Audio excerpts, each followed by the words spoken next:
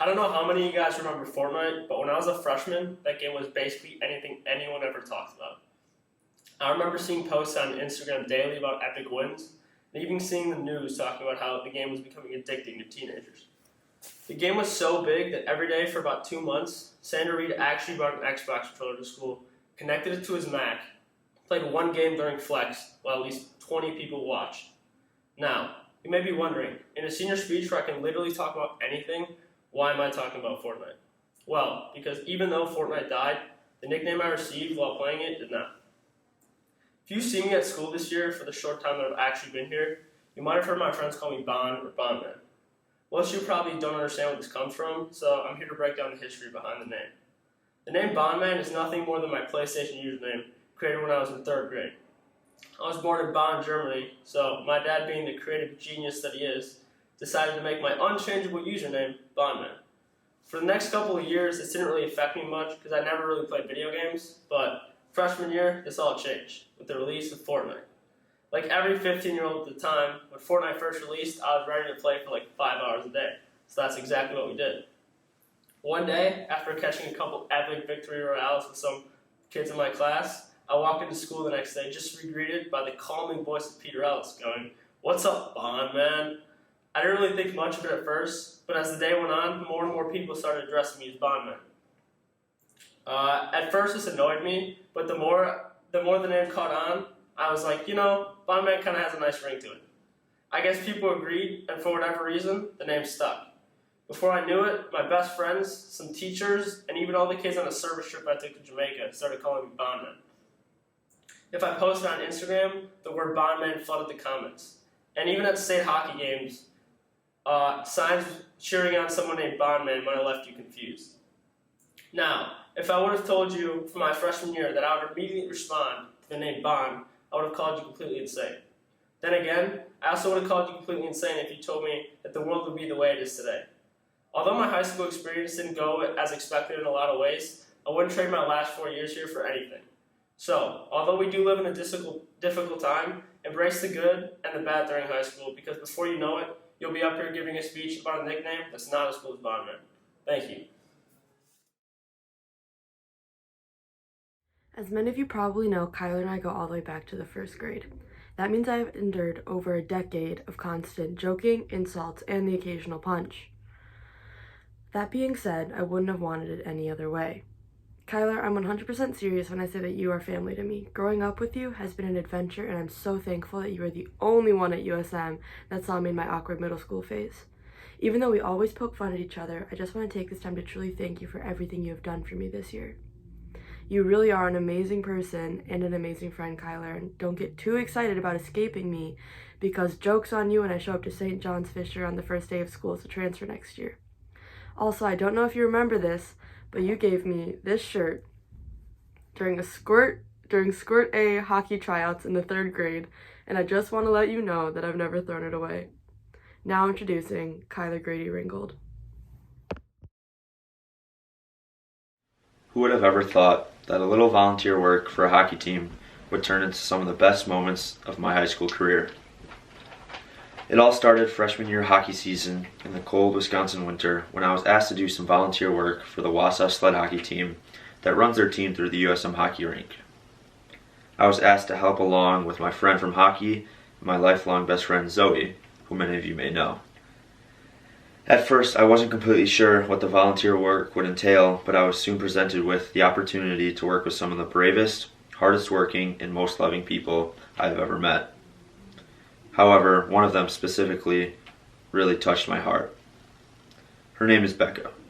She is a paraplegic gold medalist for swimming at the Special Olympics and decided to join the sled hockey team the very first year, and ever since that first practice we get together, we have become best friends. For those wondering, Becca is the sweetest, funniest, and most kind person on that team. Most of the people on the team were very shy and nervous as they weren't comfortable yet, and Becca was even one of them. After we spent several practices together, chatting and playing hockey, I broke her shyness bubble that she was forever used to being in. She began opening up to me about her personal life at practice, and I would have never known what she goes through on an everyday basis without her being herself. I would have never known she lives alone, has little to no friends, and works as a janitor at a school. However, despite everything she has gone through in her life, she's the most kind-hearted person I know. And to prove this, over the course of 4 years, she has managed to find my Facebook page. And she began messaging me on and off, and I wanted to share some of my favorite moments and text messages I have received from her.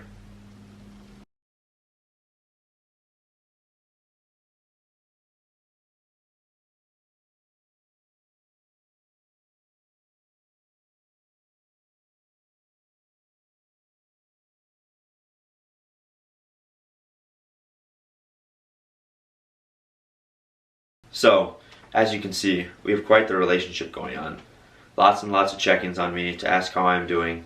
But more importantly to me is the little moments that made her day and made me smile knowing she was going to bed a happier person. And you might be asking why I shared this relationship with you. Well, it's because sometimes in life you come across people who might be going through a lot, or don't have many friends, or even just need a bit of happiness in life.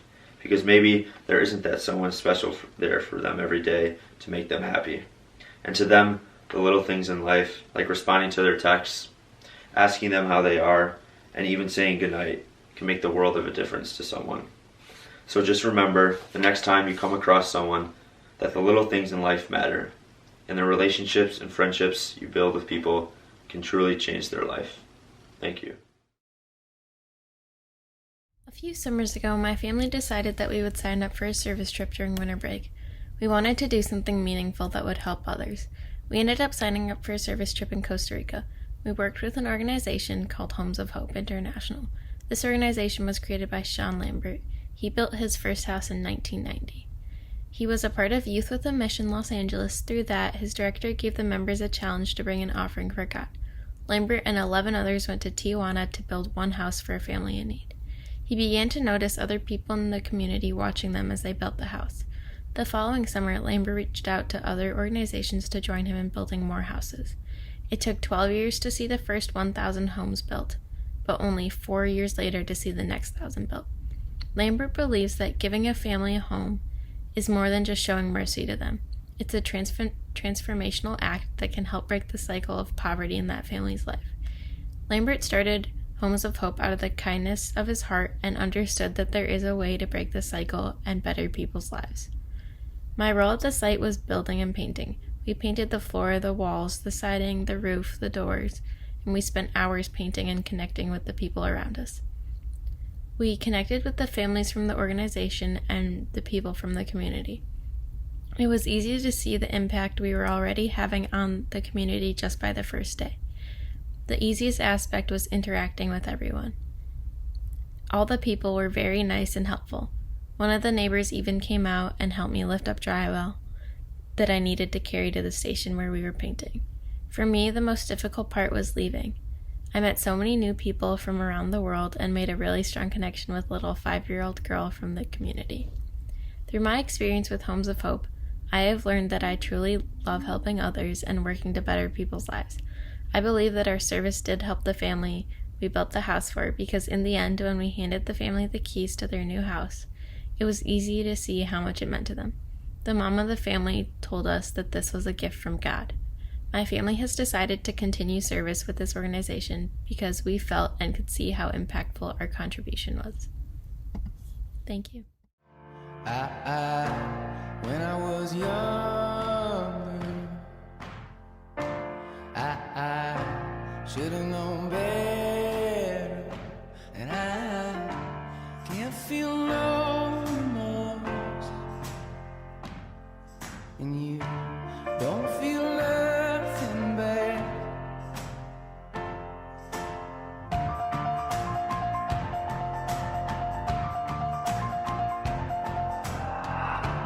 I got a new girlfriend.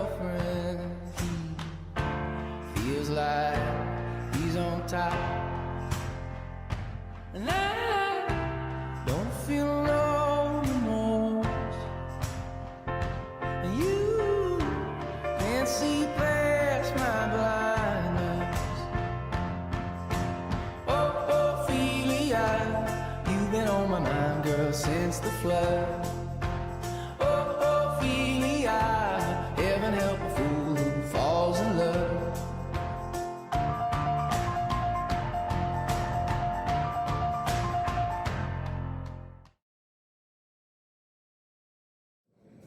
In third grade, my first time hanging with Neil was in his basement and we were playing some ping pong. I saw a ceramic vase in the corner and said, "That's a pretty shiny vase."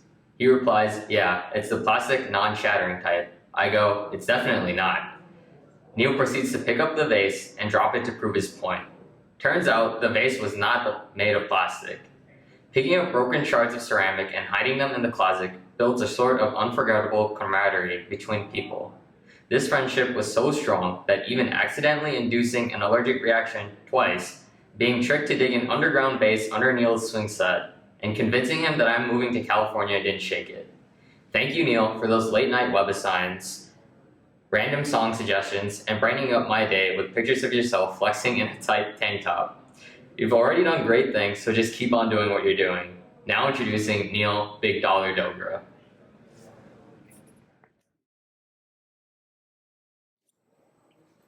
If you ask a USM student what the most iconic part of our campus is, they would probably answer with the tower. It's on all of our merch and its name is referenced in things like Tower Talks and Tower Weekly. Now, the tower is pretty iconic, no doubt, but the most iconic place for me has not been the tower. Instead, I'm going to go with the reading room in the library, because it's where my friends and I spend all of our frees. I find it ironic that it's called the reading room because over our collective hundreds of hours in this room, hardly any reading has been done. That might come as a surprise to you, especially some of my teachers, because I'm generally known to be a pretty studious guy. Truth be told, I'm also surprised by how little I accomplish when I try to study in that room. I'll enter with the adamant goal of completing an entire webassign, and I'll leave with a solid 0 problems completed. Though the reading room may not be conducive to academic productivity, it has been home to some moments of exceptional collaboration and support from my friends. These include, but are not limited to, Wally Amin cutting my homework in half, Wally Amin breaking my computer while demonstrating a wrestling move, Wally Amin ripping out my stats folder the week before my exam, and Wally Amin breaking my watch. With experiences like these, you may wonder why I choose to return to the reading room every time I have a free. You might also wonder why I have not yet gotten a restraining order on Wally. I'm working on it. Surely I'd get more work done and have a more pleasant experience if I sat just 15 feet away in the body of the library. However, I would argue that our reading room antics have actually made me more productive. If I did homework in my free, I'd have an extra hour of free time later in my day. With that hour, I could get more sleep, maybe I could get ahead on other work, maybe I could have used that time to submit this speech on time. But as my time in high school comes to a close, I don't find myself reminiscing about that extra hour of sleep. Nor do I smile to myself about that assignment I got done on time. So I want to end this speech on 2 things. First, I want to give a huge thank you to Mrs. Klein for being so patient with us over the years. And secondly, I want to leave the underclassmen with a piece of advice. Stop doing homework in your frees. Enjoy your time at USM, because the community you build, the friends you make, eventually you have to leave it all behind. And that moment where you have to say goodbye, it creeps up on you. It comes a lot faster than you'd expect. That moment of goodbye is what seniors like me are currently experiencing. So speaking from experience, I can tell you that what you're left with is the memories you've made. So go make some memories. And if you have blocks 2, 6, or 8 free, come join me in the reading room. Thank you. As my older sister, you've always been one of my biggest influences. From traveling to many exotic and different places, to sitting at home watching countless episodes of Criminal Minds, I've always found comfort when I'm spending time with you. Even though we fight about almost anything, these past 2 years have been the best. I'm specifically sad about you leaving because I will no longer have 2 closets and a personal chauffeur. Tulane is so lucky to have you. I'm going to miss you a lot next year. For as long as I can remember, I've always heard about how amazing high school is. I saw it in movies, in shows, in books, and even heard crazy stories from older kids about what they would do. Finally, I got to freshman year. I was sitting in my advising in a room that was too hot with some new faces and some old ones, and my new khaki skirt from Land's End, and my stiff blazer from J. Crew, and I looked around and wondered to myself, this is it? As the day progressed and I got assigned homework for the first day of school, I realized that everything that was said about high school was a complete and total lie. I went home that day and told myself that I was ready to go to college, where the real fun would start. This memory has resonated with me because I've noticed that collectively we always look towards the future and never appreciate the moment of time that we are in. As a kid, I'd always dreamed of the perfect high school experience, and looking around today amidst a global pandemic where my senior year has been completely different than I'd ever expected, I haven't seen kids that I've known for almost 10 years every day anymore, I realize that in no way the life that I live today is anything I would have ever imagined it to be. I'm less prepared than I'd hoped I would have been, and I'm not having the high school experience that I'd envisioned. I used to write letters to myself for when I was older so that I could open them up and look back at where I was at that moment in my life. One letter in particular that I'd written on February 12, 2017, that was dated for April 20th, 2021's first line reads as follows. Hi, it's Maham from 2017. You have chosen your career, hopefully, have gotten into the college of your dreams, and finally have found what you were passionate about. I wish I was in the same spot as you. I'm so excited to go to college and do what I want with my life. I wish we could switch places. Now that I look at the letter, I realize that I would do anything to switch spots with the Maham that was writing it. I'm scared for the future still because a lot of the things that I'd wish I would have known by now, I do not know, and I'm still trying to figure out what I am passionate about and exactly what I want to pursue in my life. I still don't know how to turn a dishwasher on, I don't know how to use an oven, I don't know how to merge onto the highway correctly, and I don't even know how I'm going to live by myself in a few months almost 1,000 miles away from my home and my family. When I was asked to write a senior speech, I dreaded it, not because I was scared to speak in front of all of you, which didn't even end up happening, but I was scared I would write about the wrong thing. I was scared that I'd look back and regret choosing a topic that didn't mean anything to me. But today, as I write this speech, I know that I want to share my advice to all of you so you don't end up letting high school go by without savoring every moment with the people that you love in anticipation for the future. And it's okay to not know what the exact right step is to make next because no one ever really knows what they're doing and you're never going to be alone in that. I don't know what I want to do with my life, and my younger self thought I would have known by now, but it's okay because I know that everything that is meant to be will find me.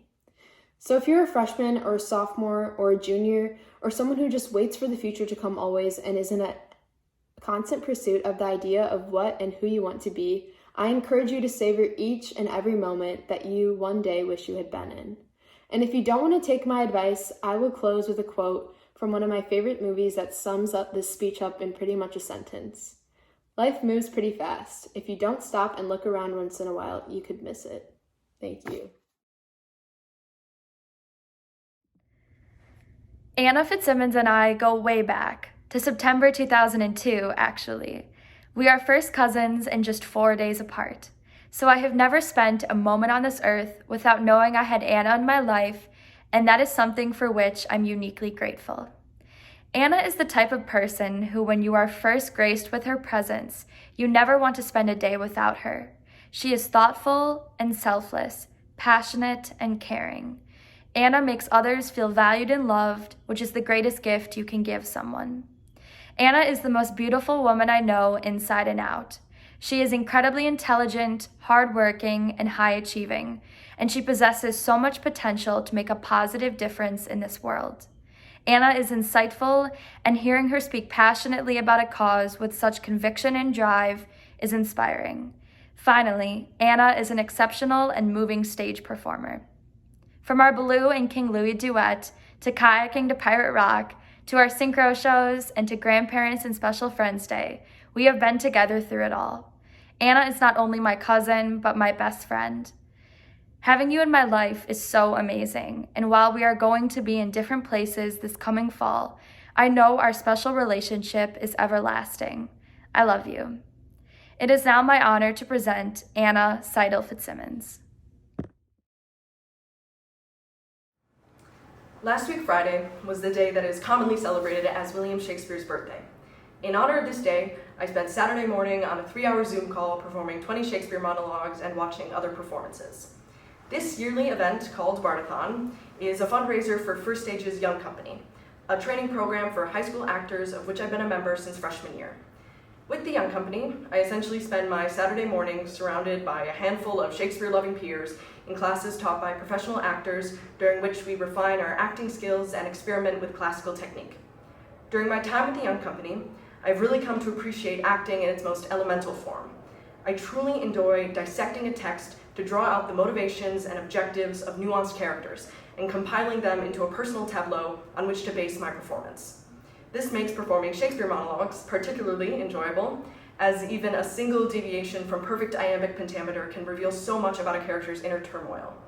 The craft of acting truly explores the human condition. the possibilities of which are arguably as boundless as the cosmos.